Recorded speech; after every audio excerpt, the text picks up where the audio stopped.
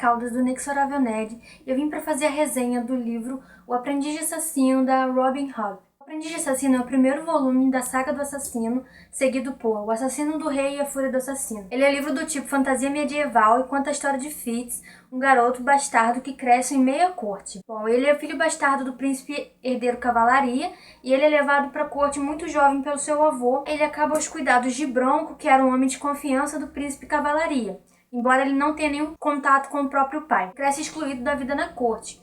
Mas em dado momento ele desperta a curiosidade do rei sagaz, que passa agora a lhe dar todo tipo de educação que o nobre deveria receber e, além disso, um ofício um tanto quanto diferente. Ele acaba sendo um aprendiz de assassino de um homem chamado Breu. Essa é uma tarefa extremamente secreta porque é muito perigosa e ele vai se tornar um assassino real. Ele mata em nome do rei pela proteção do rei. Ele faz o juramento de lealdade ao rei sagaz e ele vai aprendendo nesse ofício, tendo que manter isso em segredo. E ele acaba tendo que esconder mesmo do Bronco, que era mais próximo de um amigo que ele tinha na Torre do Cervo. Nesse meio tempo, ele descobre que tem uma habilidade muito especial e muito mal vista pelos nobres, o que é chamado no livro de manha, uma espécie de comunicação que ele tem com os animais, onde ele pode se conectar com a mente deles e, dado um tempo, ele pode até mesmo criar vínculos.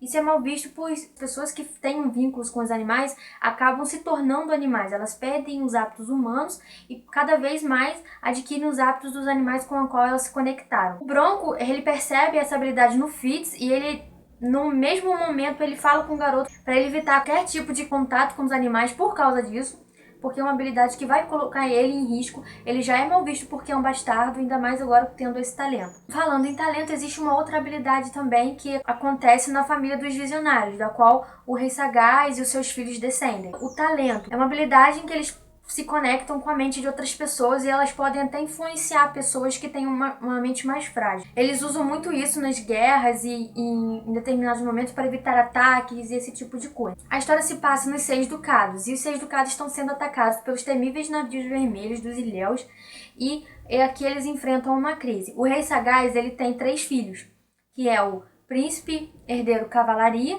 que após a descoberta de que ele tinha um filho bastardo, ele se exilou e renunciou ao cargo de príncipe herdeiro, que passa para o irmão do meio, chamado príncipe Veracidade, que dentre eles é o que mais gosta do Fitz, é o que Fitz tem mais contato, e tem o filho mais novo, que é o príncipe majestoso. O príncipe majestoso e o Fitz, eles não se dão bem logo de cara.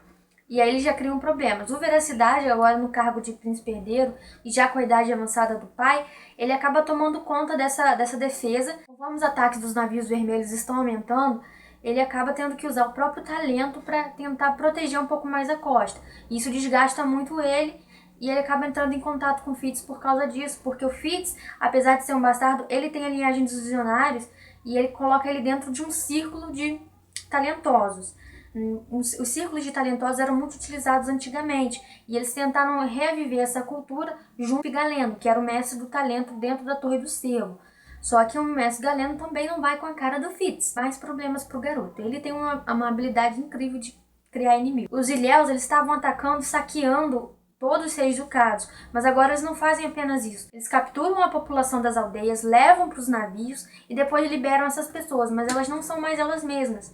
Elas não têm pensamentos, elas não são inteligentes, simplesmente agem por instinto. É como se fossem zumbis. Eles são chamados de forjados. E a maior preocupação de todos ali são os forjamentos, porque as pessoas se veem obrigadas a matar membros de sua própria família para não morrer. Fitz, envolvido em toda essa confusão, ele acaba recebendo uma primeira missão como um assassino real, e nessa primeira missão é que ele vai se estabelecer como um assassino de verdade. O Breu envia ele nessa missão e, mesmo quando eles já tinham feito missões juntos, essa é a primeira missão solo do garoto. Um detalhe também que é bem curioso nessa série é que os personagens, eles têm nomes que dizem muito sobre a sua personalidade. Vocês perceberam: majestoso, veracidade, cavalaria, e é justamente a intenção. No início do livro, é o Fitz que narra a história pra gente, e ele pesquisa sobre toda a história dos 6 ducados e ele explica o porquê disso. Desde lá do Tomador, que fez a unificação dos 6 ducados sob seu poderio, começou essa tradição de nomear seus filhos e filhas de modo a moldar suas personalidades e suas vidas. Portanto, quando eles falam dos filhos dessa linhagem, muita gente já pode entender de como eles são.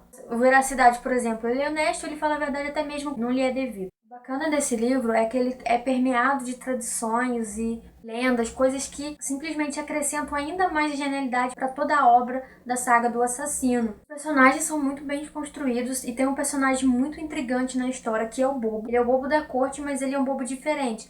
Não só fisicamente, que vocês vão entender conforme vocês forem lendo os livros, mas ele é muito enigmático, ele dá conselhos pro Fitz, ao mesmo tempo que você não sabe se ele tá do lado do Fitz ou não, de que lado ele está, porque a gente vê que na corte real existe uma conspiração, existe indícios de uma possível traição, pessoas que querem tomar o reino, e o Bobo, ele é muito misterioso, ele é enigmático, ele fala aquelas frases enigmáticas, as canções.